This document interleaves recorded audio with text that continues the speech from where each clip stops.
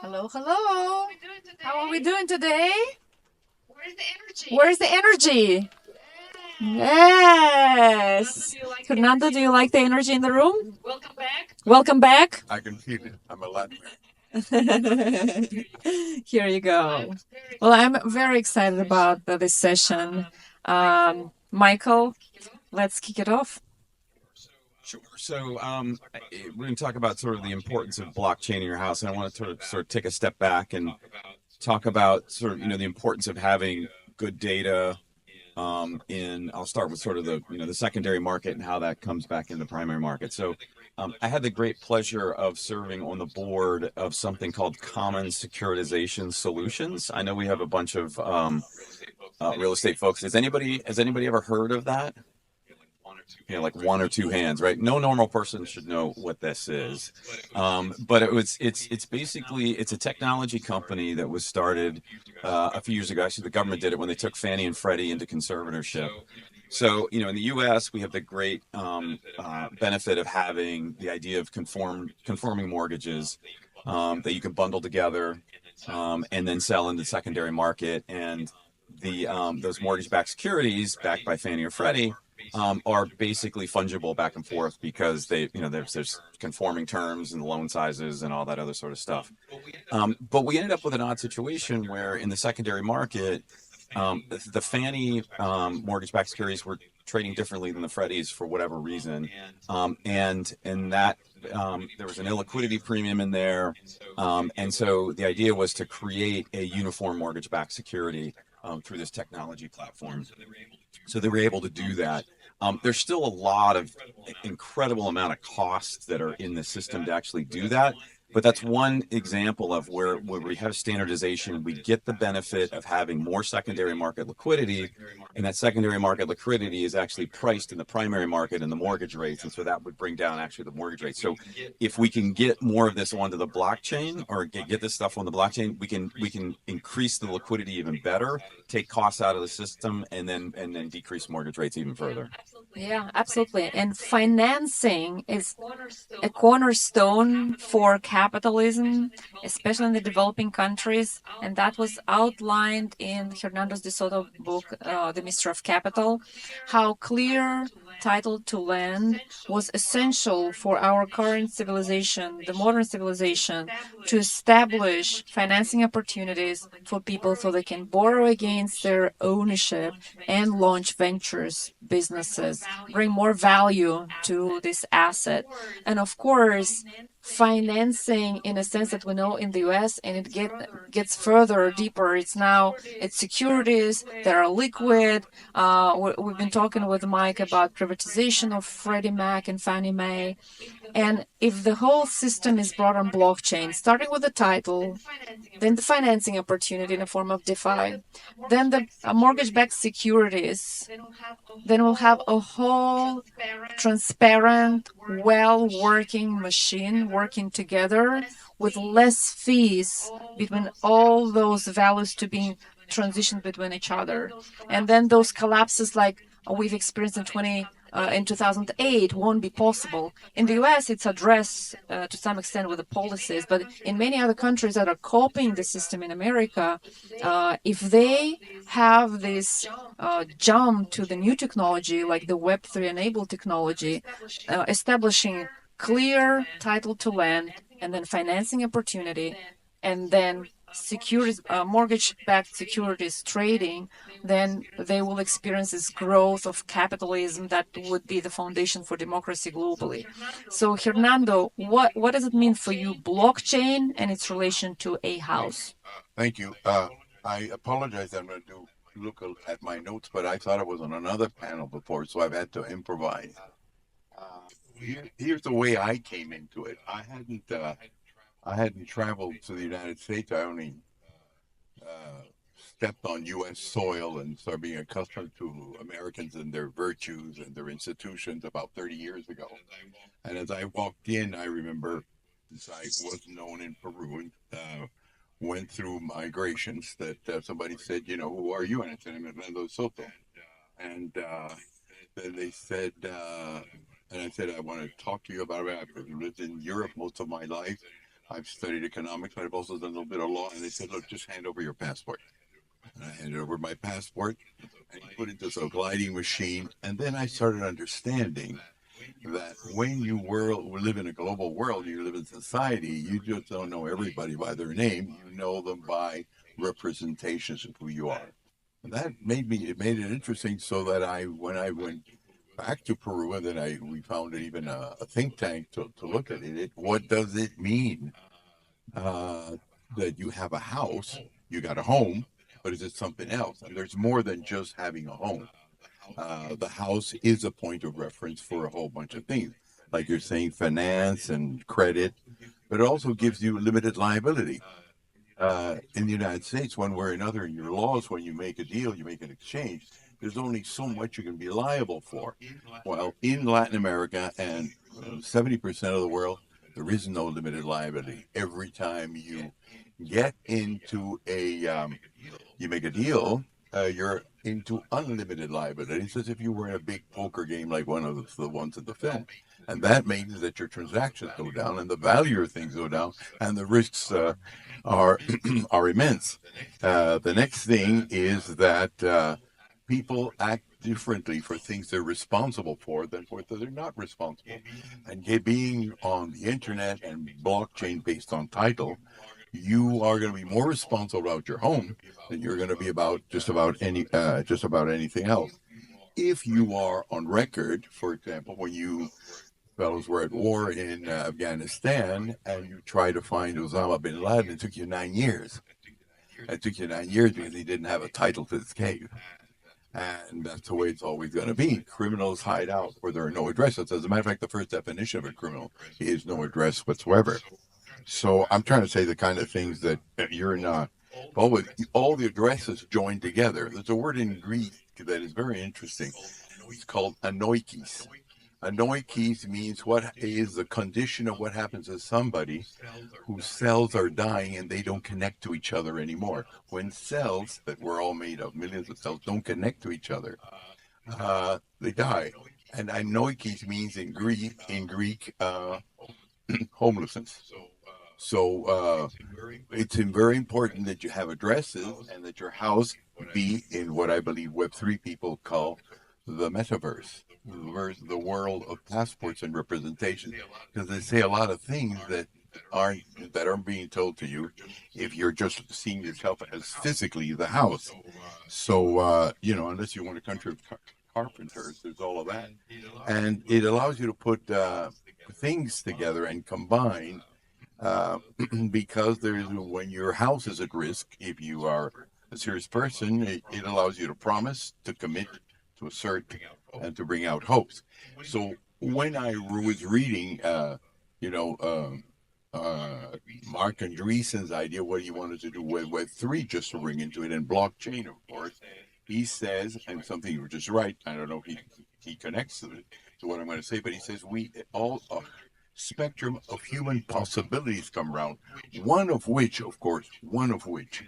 is financing, but it's also another thing. It creates investment capital. Investment capital, and the reason I go back to what I said before, but I think it's really very important, that the Chinese are now replacing you not only in Latin America, but in India and all over the place, is because the first thing they do is not only get a property title to whatever they're going to exploit, they also get a sovereign right to the subsoil. So it's like two property titles. And with that, they not only get property on the surface, they're displacing you because they're getting property on the subsurface, which is where you've got right now $150 trillion of all the rare earths that you need for China to outdo the United States. So let me go back to it. If blockchain is the best way to communicate and to pick up identities regarding homes, it's pretty important because it not only creates finance, it does the things I've talked to you about, and it is the basis for creating investment capital. You don't have investment capital and create it unless you have a title to something, as opposed to money, where all you need is a debt. I'd like to actually also dive into why do you think blockchain technology is the best solution, best technology to achieve what you have outlined in your book for so many years ago without mentioning the word blockchain. And I think I got very inspired from one of the Milken Institute sessions where Mike, you were actually moderating, and Kathy Wood was on the panel, and Brian Armstrong, the CEO and the founder of Coinbase. They were discussing the concept of ownership for property rights, what it means, and how blockchain is the essential technology to bring property rights. And they were actually mentioning your book that Kathy mentioned that your book was pretty instrumental in understanding the mystery of capital, how you create the investment capital. But blockchain, why? How did you get introduced to blockchain? Why you think it's the best modern technology to put this huge asset class, even two asset classes, the top and the bottom, as you mentioned? Well, you probably know that better than I do, but basically what it does is it's the trust thing. It's that you get all the information you get with a title and you package it in such a way that it's immutable. As you know, when things are ink on paper, you're going to erase much faster. As a matter of fact, the first thing you see when you're it's in the Middle East and the Mediterranean since times immemorial, the first thing Alexander the Great does and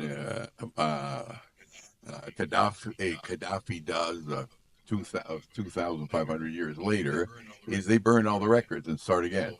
So the advantage about blockchain is that having solid stuff that is in the metaverse is harder to get at. So that's one security. And the reason why that can change the world is simply because when people have to put information about their homes, you have to be truthful. I can go around and try and get credit, and I'll say, my name is Mike, and that will set them off for a while. I'm a citizen of Georgia, and that'll Do you think it should be public? What? Do you think this information should be public? Of course. If you want to participate in the global economy and not starve, absolutely. But the important thing is that when you put a title, you have to tell the truth. Because if I say I am Mike and I die, Mike gets it, right? Or when the credit man comes around, Mike gets it. So when you title since times immemorial, and you've got to fill in, that's when civilizations began. We were tribes before. Because all of a sudden you could identify somebody that wasn't your neighbor. I mean, all names in the world come from somebody. For example, I'm De Soto, which means I'm from the bush. This other guy's called Townsend. He comes from there, etc.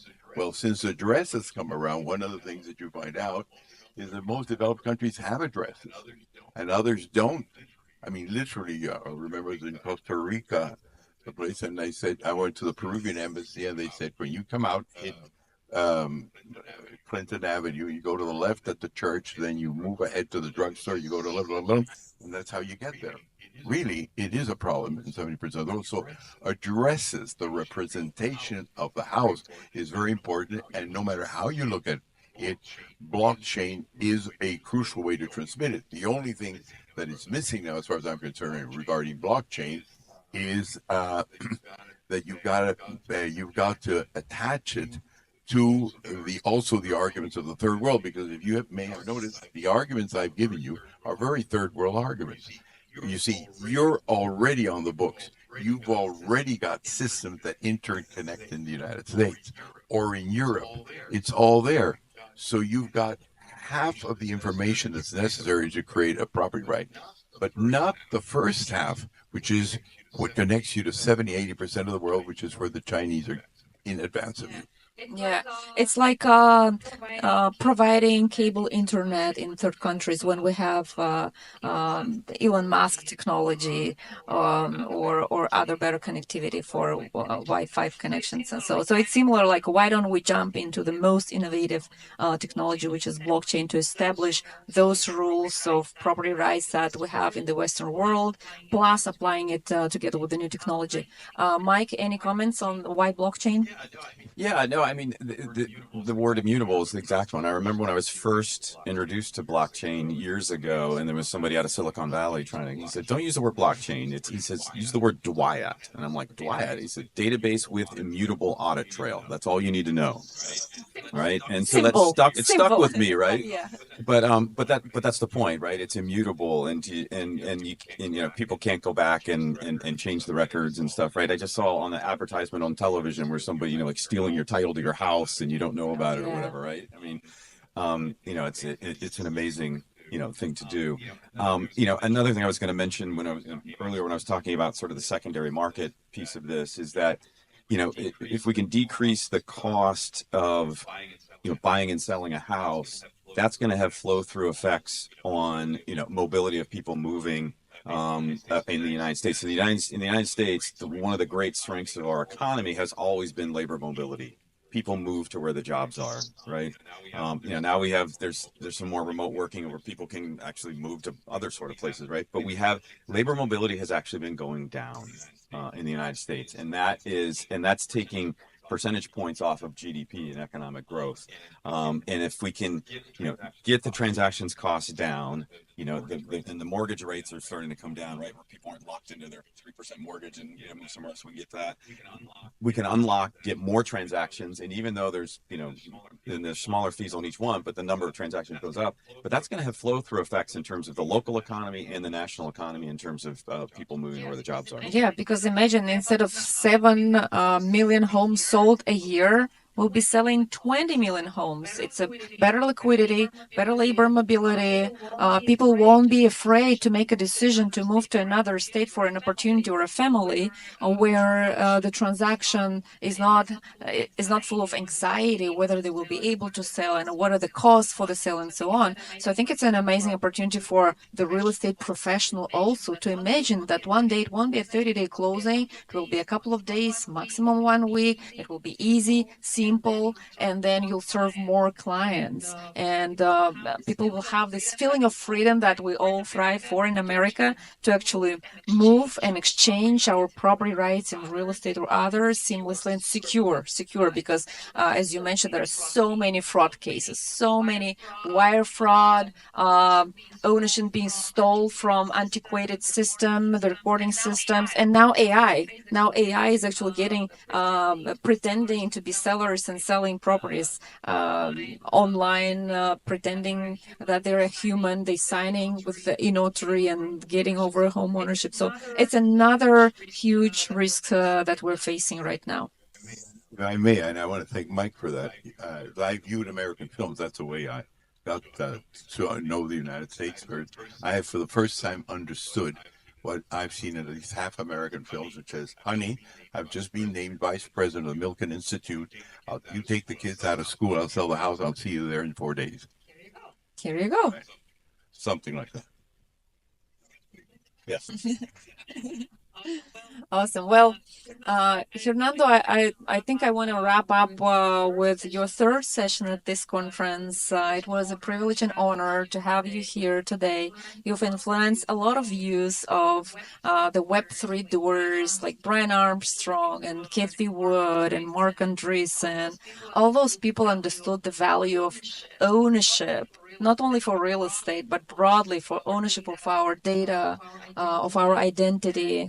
And you've been instrumental for many of us, very inspirational personally for me and for my team, and I'm sure for a lot of people here. By the way, if you have Hernando's book or you ordered it, please reach out for signatures right after this session.